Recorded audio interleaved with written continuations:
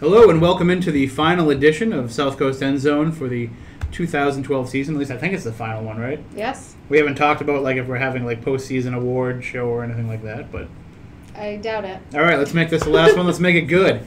You know that it's a big time show because we brought in Buddy Thomas. Hello, Buddy. Hello. Hello. How are you? Thank you for joining us back here in the End It's Zone. my annual pleasure. And of course, this is Laurie Los, who Laurie. speaks very highly of you Yes. on the weeks that you're not here. Yes, I've heard. And I'm Tim Weisberg. I always treat Buddy with reverence. Yes, he does. Because you do. You'll find out if I don't. So we're going to preview the Thanksgiving games that are coming up on Thursday, and we're recording this on Tuesday, which is just a couple of days away. I can already smell the turkey cooking. And there's also a lot of football on the menu for Thursday as well, and we've got some games that really, a lot of them don't mean much in terms of, seasons for these teams now, but we have some shots at some records. We have some good rivalries going on, and of course every team wants to end the season on a good note. So let's jump right into things. And we'll look at our first game, which is Durfee at New Bedford. Yep. And that's at 10:15 on Thursday. And this is going to be a game that I saw Durfee play against Dartmouth, and I'm going to just go out on a limb here and say the Whalers are going to have their way with them on Thursdays. They go way out on the limb. That's good. That's very good. Well, what do you think, buddy? I mean, Durfee's just not a good team. No, they're not a good team, and there are some people wondering whether Durfee will even cross midfield in that game. I'm not one of them, but I expect, when you get it, Durfee has allowed every opponent to score at least 34 points this year. And they're coming in against a New Bedford team that has averaged better than 3 touchdowns a game. So when you pit one against the other, what do you get? You get a blowout. And that's exactly what it should be. And unlike Laurie, who's going to whip out and not predict any score because she has to think about it. I'm going to go out and say it's going to be 46-6, New Bedford. All right. Well, what do you think, Laurie? I mean, you can probably put a number on this one. Well, I mean, I feel like New Bedford is going to win this game. Obviously, I went to practice the other day and I talked to Dennis Golden, and he said the last 7 or 8 years, 7 of the last 8 years, it's come down to the fourth quarter, sometimes the last, drive in the fourth quarter. Last year it was 18-16 New Bedford, so it was close then. This game is not going to be close. I mean, as Bill Abramson likes to say, it's close until the national anthem. I think New Bedford's going to come out strong. They have a great senior class led by Mike Raposa, who, as we've been kind of saying and tracking all season, is closing in on the school's single-season touchdown record.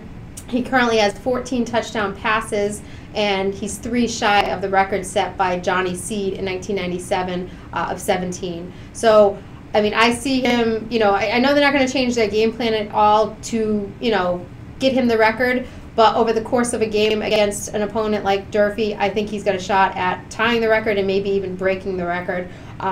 And as Buddy was saying earlier, it's been a tough season for Durfee this year. Their big, star this year has been Raheem Barsney. He has scored 7 touchdowns this year for the Hilltoppers, and I know in back-to-back weeks they've scored, 14 points a game or 2 touchdowns the last 2 weeks, which has, been an improvement on their other games this season. So, they're playing a little bit better. I'm sure they're going to be up for this game, but I just think New Bedford has too many weapons, not just with Raposa, but with Kevin Nunes.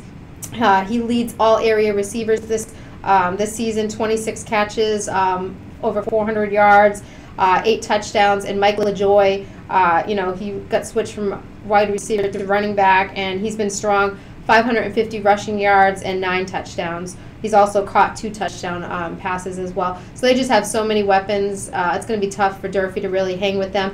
And you know what? You want to score, buddy? Yes, I do. All right. I am going to say 35-6. 35-6. Okay. Next question. Will Mike get the record? Yes. Both records. What for what? Just for touchdown passes? There's only one record. I just want to say. Oh, okay. I was about to say, what's the other record? We're not talking about Darien yet. I mean. No, so he will get it. Yeah, he will get the record. Okay, I'll say he'll get it by halftime. I don't know about because that. because the game will be so out of hand at halftime. He won't be throwing in the second half. That's why I'm going to say they're going to score all their points I think third early. quarter. I think third quarter. Okay. I can tell you, we both agree. I can tell you that the scores that Durfee got against Dartmouth kind of came after the game was well in hand. So, I mean, I don't really have a lot of faith that Durfee's going to be holding anybody off. Yeah. And there's one point, I think certainly in most of Durfee's games this year, they have given up a touchdown in the last minute of the first half in like more than half of their games. Wow. So look for that to happen. Yeah. All right. So that'll be at 10:15, Durfee at New Bedford. And the next game that we're going to talk about will be Fairhaven at Dartmouth at 10 a.m. And Laurie, we'll start off with you on this game. There's a lot of, I don't want to say bad blood, but there's a lot of bad memories from last year for this game. Well, and there's a lot of. They were talking about this game the minute that the last game ended. Yeah, I mean, this once both teams, played their last game a week and a half ago, I mean, there was so much already on Twitter. I don't know about Facebook, but already on Twitter, I think somebody tweeted a copy of, what one of the Fairhaven kid tweeted what a Dartmouth player said in one of the articles. I think you wrote that article. I did, yeah. It was in the notes, just saying, I think it was Mitch Loranger saying that he was looking forward to facing Dartmouth, getting a little bit of payback. But really, last year, I mean, Fairhaven came out of nowhere, beat Dartmouth 21-14. I think Rudy Bolger ended up, getting onto Buddy Thomas and drew a picture of, what did he draw a picture of? Was it dark meat or something Right. for you to eat for Thanksgiving? Because you said there was no way that they had a chance of beating Dartmouth in that game. But they came out, shocked everybody. And really, they carried that momentum from that win into the next year with so many seniors coming, kids coming back. And they're enjoying their best season since 2000, I think it was 2009. They're 7-2 right now, Fairhaven. And really, they could be 8-2 because, it's been a tough season for Dartmouth. They, of course, the Indians play tough competition, but they've just really struggled on both sides of the ball. Mitch Loranger, he's been the bright spot on offense. He has more than 650 rushing yards and 6 touchdowns. But really, they've over their skid. They had 4 games where they scored 7 points or less. And they had lost 7 straight games. And they were also giving up 27 or 29 points per game also during that span as well. I know they did get a spark with starting sophomore Matt Bo Parland. Is that right? I got it right. Okay. He got his first start at quarterback against Durfee and had a strong performance, had 102 yards rushing and a touchdown. So, they're obviously playing better. They beat Durfee. They're coming off that win. They got back on track.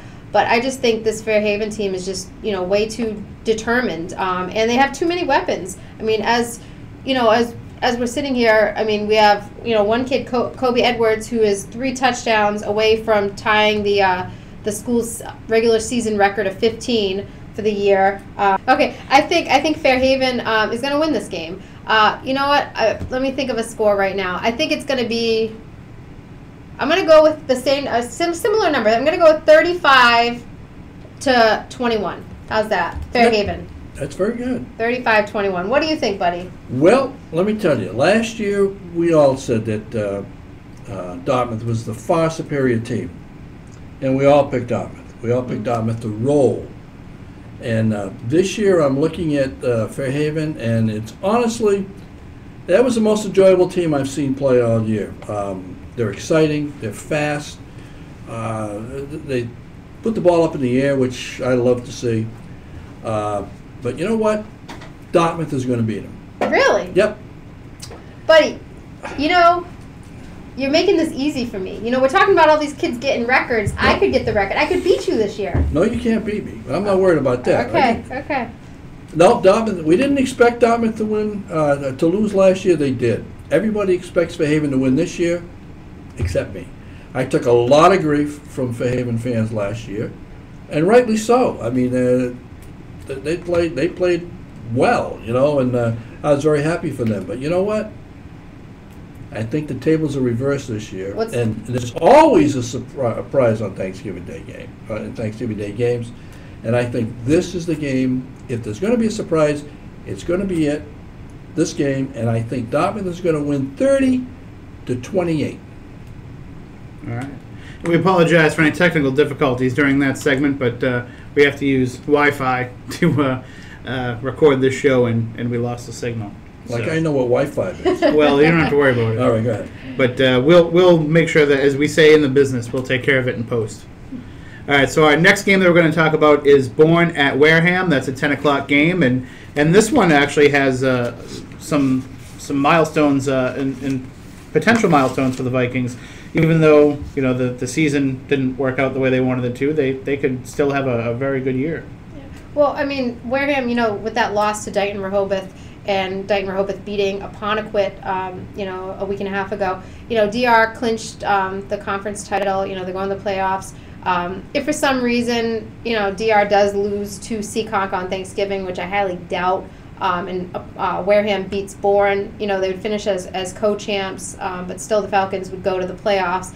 So, I mean, Wareham does have that, in the back of their minds, the players. But really, the big thing about this game, and I think all eyes are going to be on Darian Fernandez. All year, Buddy Thomas has been tracking, the senior running back. Right now, he has 18 touchdowns for the season. He is 4 shy of the single season school record. He's also 3 shy of the career record mark. So, I mean, obviously they want to win the game. Bourne's kind of been a team that, you can't really get a pulse on how, they play strong in some games, and then other games they kind of come out and, you wonder which team is going to show up. But I think Wareham, they're going to feed the ball to Darian, and, he's going to be able to get at least that career, tie that career mark. The single season mark, 4 touchdowns, that's asking a lot. So I'm not exactly sure if he's going to get that. He had 5 in a game this year, though, didn't he? I think it was 6. Yeah, that was the beginning of the season. First game. Yeah. So I mean, he's got. I'm sure he's going to leave. Spillane Field and on Thanksgiving and have at least one of those records. I mean, he's just such a talented athlete. He's got over 1,000 rushing yards. He's also thrown 2 touchdown passes this year. I mean, he's one of those athletes, you can't really teach any of this kind of thing. But he hasn't been the only player that's done well. Anthony Abbott's been a nice compliment to him at quarterback. He's completed, I have 18 passes for 457 yards and 6 touchdowns. He also has 6 rushing touchdowns. And Abbott's favorite receiver this year has been Cody Stammer. He has 10 catches for 320 yards and 5 touchdowns. So, I mean, I think, Wareham has so many weapons that they don't have to go to Darian. Mm-hmm. But I kind of think that since he's got these records within his grasp, that hey, let's call his number a few more times than we probably need to, and I'm sure he's up for it. So I think it's going to be a big Wareham win. I mean, I'm not prepared to give a score, but I will give a score. I'm going to say it's going to be 42-12. Wareham. 42-12 or 42-12? What is it? 42-12. Okay. All right. 4-2, 1-2. Okay. But let me ask you this. Now, you had said that... You always give me a hard time. DR has the conference sewn up. They're going to win, and they're going to be champions no matter what. And they're going to go to the playoffs no matter what. And is it possible now they're playing Seekonk? Yes. Not to cut you off, but I'm going to cut you off. I was at Seekonk a week and a half ago for the Seekonk Old Rochester game, and I did try the hot chocolate. I want to give a hot chocolate update, and it was very good. It was probably one of the top 3 hot chocolates I've had all season. I had a whole segment planned out where we were going to have, I was going to try to get like cups with all the schools' names on it, and we were going to kind of do an elimination thing. Yeah, which ones were good? Yeah, they could be like, nope, no fair, none of those. No. But, well, let me ask you this then, buddy. Is it possible that DR looks ahead to the playoffs and decides to not go at Seekonk full throttle, and Wareham could finish with a share of the championship? Oh, I doubt that. They certainly won't be looking ahead because, like anything, that's their rivalry, Thanksgiving Day rivalry. They're not going to look past them. And if they're going to look ahead to the playoffs, they're going to see Feehan. And I think, they're not going to stand much of a chance in that game. So, no, they'll be focused squarely on Seekonk. They want to win the SEC title outright, which they deserve, and I think they will. But looking at the Fairhaven, at the Wareham Bourne game, I don't know if Bourne is going to be shorthanded or not. I know they lost one of their top backs to a broken ankle or something earlier in the year, and The other top back, Marsh, was he didn't play against Bishop Stang in their last game, so they may be short-handed. But I think we all know this: the defense is going to be focused on trying to stop Fernandez, whether he has records in mind or not. I mean, you stop Fernandez, you hopefully can slow down Wareham. That's the thinking. But has anybody really? I mean, I know some teams have limited him, on his yards. But has anybody really stopped him? I mean, he's slowed him down. They've slowed him down. Yeah, I mean, but he's still had an impact in I think every single game. He's had an impact in the games that he was slowed down on offense. He had a big impact game on defense, like in the Voke game. Yeah. He intercepted a pass, returned it, and that turned the game around. But I think they are going to be handling, and plus the fact Wareham is going to be burning from the 42-0 loss last year. So they would love, the players would love to pay back that type 42-0. I don't think it'll be that high, but I do think, if barring injury, if Darian will get the record, both records, and I look for something like 33-12. So he's going to score all their touchdowns? Yeah, pretty much. Yeah, 4. I'm covering that game, so I'm just going to write that down now. Yeah, and 4. And 4. just That's 28. Right. I'm thinking 49-10 in that game. 49-10. Yeah, very Super Bowl 20 of me. But that's what I'm thinking. Well, what was that? 46-10, I think. We all agree that it should be a blowout. Yeah. Right. These games usually are not. They haven't been close the last 2 or 3 No, years. it's between these two teams, no. But when we had last year's game, I mean, there were Wareham players walking off the field telling me it's not going to be like that next year. Yeah, believe that. All right, well, that's 10 a.m., Bourne at Wareham. And then the next game that we'll talk about is Old Rochester at Apponequet, also at 10 a.m. And this is another one of those games where it's a really good rivalry, and it's two really good teams. They match up very well with each other year in and year out. And Buddy, what are you expecting to happen in this game? Well, I think this is the one game where if either team wins, it will not be an upset. I think they're both very, very good teams. Apponequet is probably having a quote-unquote down year from what they normally have, but they're still very good. And unfortunately for Old Rochester, they can't win close games, or they haven't won close games. Otherwise, they'd have been challenging for the championship. I think 4 out of their 5 losses have been by 6 points or less. 3 of them by like 2 points or less. And I think that's the kind of game this is going to be. And if it is, then I would expect Old Rochester to lose a tough, close one again. So I'm looking for Apponequet to win like 28-24. So that's pretty close. Laurie, what do you think? My heart says to go with Old Rochester, just because, I mean, it's, this is their first season that they've had they got their 5th win since 2008. It's the first time that they've gotten that. I'd love to see them finish, with a winning record, which if they beat Apponequet, that's what they're going to finish. They're going to finish 6-5. And, I mean, they have the kids to do it. I mean, Nolan Bergeron has been solid through the air and on the ground this season. He's thrown over 300 for 300 yards, 3 touchdowns. He also has 132 carries for 814 yards and 11 rushing touchdowns.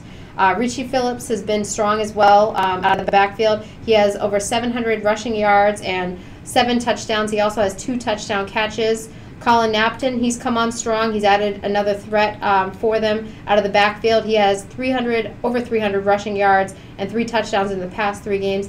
I feel like Old Rochester has, kind of the horses to do it.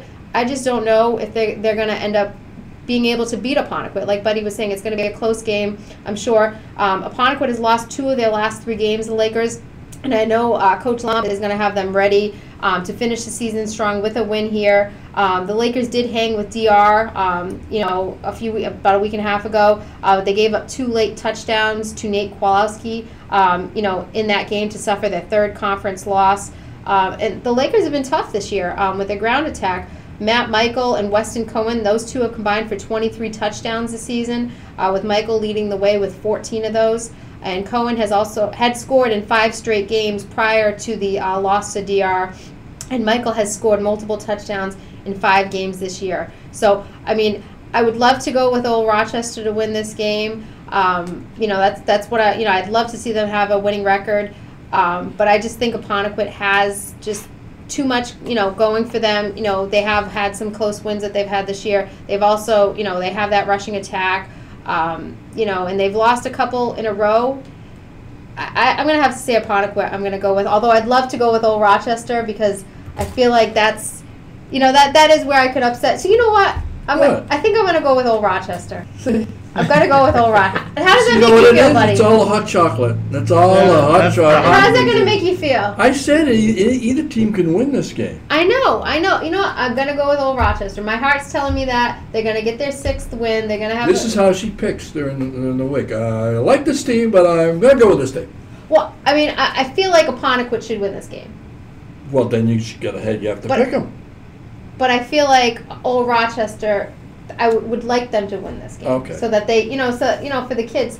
But what should I do, Tim? I'm tough. It's tough. Don't look at me for this one. I mean, you it's just tough. painted a beautiful scenario how Old Rochester is going to lose a close game. Yeah, I know. And now you're going to pick them. You just don't want me. All right, you know what? I'm gonna go with my gut and not my heart, and I'm gonna say Apponequet. Now it's Apponequet. One of those teams is going to win. I'm going to say Apponequet 21, and then I'm going to say Old Rochester 20. 20. Okay. And in 21-20. In an unrelated note, Laurie would also now like to announce her candidacy for president in 2016. Can everybody win? Come on. Because you totally Mitt Romney'd that pick. Well, I wasn't prepared to give my picks today. I have a lot going on this week. True. I'm on the fly. Unlike Buddy, I put a lot of thought into these picks. Oh, yeah, we just heard it.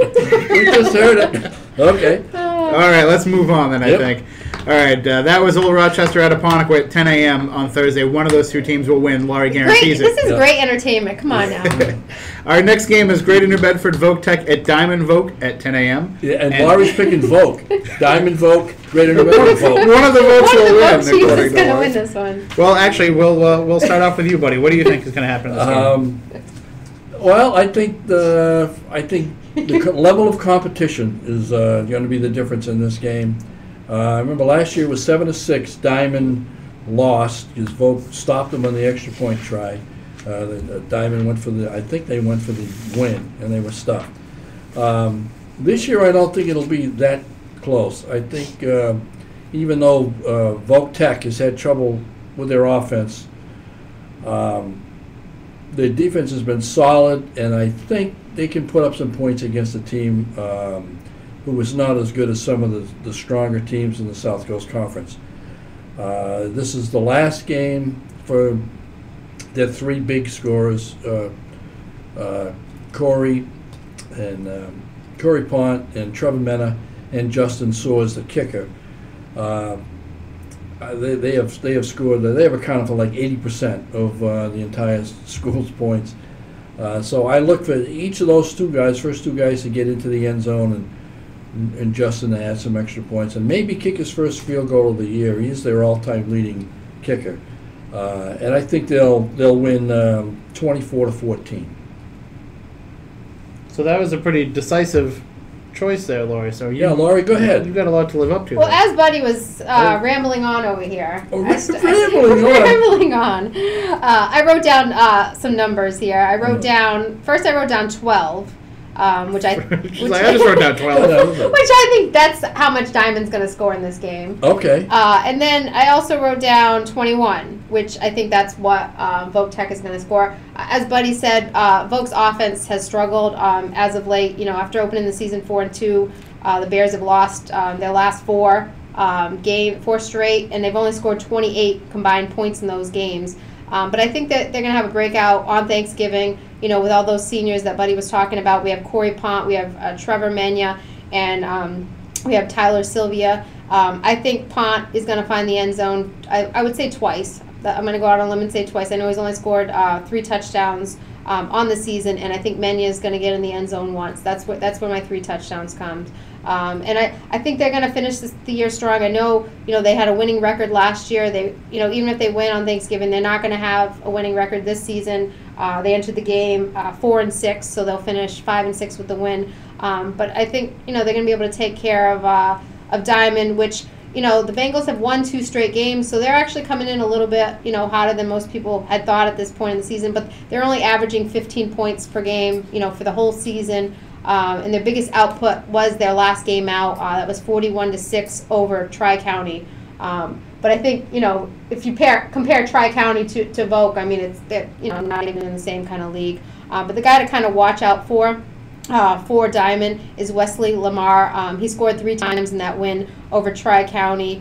And also their quarterback is only a sophomore. His name is Austin Crowningshield, and he's thrown 4 touchdown passes and rushed for another score this season. So he's been one of their sparks on offense. So I think they're going to put a couple touchdowns on there, but Voc will win.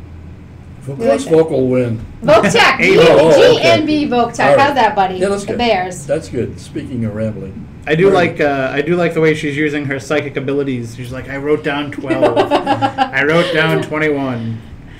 The lottery numbers are coming to me. Now, keep in mind, 21 and 12 could be how long you have to cook the squash and the potatoes for, too. So that could be what you were thinking, too. It could be. I'm not cooking on Thanksgiving, though. All right. or any other day, for that matter. Go ahead. Hey, buddy, come on. All right. Our final game to talk about is Bishop Stang at Bishop Feehan at 10 a.m. on Thursday. And I'm going to guess that Laurie's going to say that a Bishop's going to win this game, no matter what. Yeah. So, Laurie, what do you think? Stang, it's been a long season for the Spartans. I'm glad they got a win this year, but I think that's going to be it. I don't think they're going to be able to come close to Bishop Feehan. As Buddy said earlier, they wrapped up the EAC title, beating Somerset a few weeks ago. Bishop Feehan just has too many studs. They've won their last 6 games. Including that 24-7 victory over previously unbeaten Somerset Berkeley. They have tailback Matt Glebus. They have running back Matt Allen, quarterback Nick Romello. I mean, these guys can all find Romero. They can all find the end zone. It's probably going to be a tough game for Bishop Stang. But I think it's great that they're renewing their rivalry with Bishop Feehan on Thanksgiving. I know Buddy and I were talking about it earlier. This is the 5th time that they'll be facing each other on Thanksgiving, and the first time that they'll be meeting on Thanksgiving since 1966. So it goes way back, this rivalry that they're renewing. But I see it being another strong performance from Charlie McKeeman. I mean, if he'd had a couple more kids around him this year, I know they would have had more wins this season. But he's accounted for 11 of 16 of Bishop Stang's 16 touchdowns this season, and he has over 1,100 rushing yards. He started off the season playing running back, then he got switched to quarterback, and he's just continued to get the job done on offense. And he's one of the top defenders in the area. So I see him coming out strong, and also I know Jared Zanowski, he's come on, as of late too. He scored his first varsity touchdown against Bourne, and he's probably going to be their go-to back next year, so he's going to get a lot of touches in this game. But I see it being a tough game for Bishop Stang. I'm going to say Bishop Feehan. Let's see, Bishop Feehan. I'll say 41-14. Wow. 41-14. I'm writing it down right here. I have 41-0. You don't think McKeeman is going to get in the end zone? No, and I made reference to Durfee, somebody not crossing midfield, and that's what one of the Attleboro writers said to me about Bishop Stang. He'd be shocked if they crossed midfield in this game. And Bishop Feehan is tremendous on defense, tremendous. And they can score, obviously. But, the last time they played on Thanksgiving was my first game, first Thanksgiving game at the Standard Times, in 1966. And I went up there, and they had the field roped off, and they had, it was the first game that was on television, first high school game in the Attleboro area that was on TV. And I never forget their quarterback. His name was Porky Oliver. for Bishop Feehan. He threw a couple of touchdown passes, and they went something like 23-13. But it was a great game. A lot of those early Feehan-Stang games were really good, really close. But Feehan never seems to get real down. They never seem to go through a long losing spell. I'm talking about they're always up on a high playing level. Stang has peaks and valleys. I'm talking about years. You know, whether you might have 3 or 4 years where they're real good, and then they'll have a down cycle. And right now they're in a down cycle. I think the JV team struggled. The freshman team, I think, had 4 wins, and they have a couple of good players, prospects. But right now they have a handful of real good seniors on their team, Charlie being the leader. But they're just not, they're not in the class of the Bishop Feehans and the Somersets of the world today. So I unfortunately for Charlie and the rest of the seniors, I think it's going to be a day to forget. Well, I have hope. I have hope they're going to score. So. Well, I do too, but we all hope. we don't want to end it on a day. So. I know, buddy. Jeez. I know. All of a sudden, I felt like guilty that I was going to be eating Thanksgiving dinner while these kids were going to be like mourning a loss. So yeah, way to go, buddy. Thanks. Well, that's all right. You know, listen, if I can't have my Thanksgiving day dinner till late, then just think everybody's going to be sending you stuff, buddy. After they prove you wrong. The Fairhaven kids after they beat Dartmouth. Stang after they put a couple touch. I'm gonna tell everybody. I'm gonna tell them where you live, and then they can come visit you afterwards on Thanksgiving and what do they say? Eat crow. Yeah, well, they did that last year. When they said we were really up for this game, we were sky high, and we knew we were going to win. Well, if they had that much enthusiasm during the regular season, they'd have had a real good record. They didn't. So now I think Dartmouth has had a very bad season for them, and now they're feeling that same, vim and vinegar as Fairhaven felt last year, and we'll see. And by the way, that's going to decide whether you tie me for the season or lose by 2. Come on, Fairhaven, let's do this. Come on. And somewhere Porky Oliver is raising a glass of eggnog to Buddy. That's right. All right, well, that does it for these games. Now, if you're going to be out there on Thanksgiving, which we know you will be, we want you to tweet us from whatever game you're at SC_varsity on Twitter. And, people will follow along with us, too, if you can't make it out to the game, or if you're at one game and you want to know what's going on in the other game. We're going to be having updates throughout all these games. And we'll be putting up pictures and video. Hopefully you'll be sending us pictures and video as well.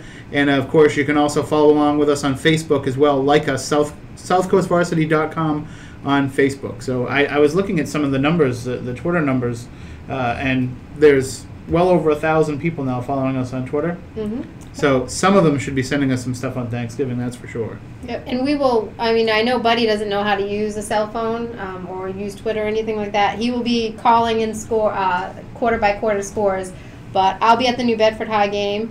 Tim, you'll be at Wareham. Cell phone. I use your cell phone. It's like a 2002 it is. cell phone. And Andrew will be at the Dartmouth Fairhaven game. So those games will be full force. It'll be like a Twitter blitz almost. She puts a lot of faith in my really fat thumbs. And then the Apponequet Rochester game I'll be getting calls in.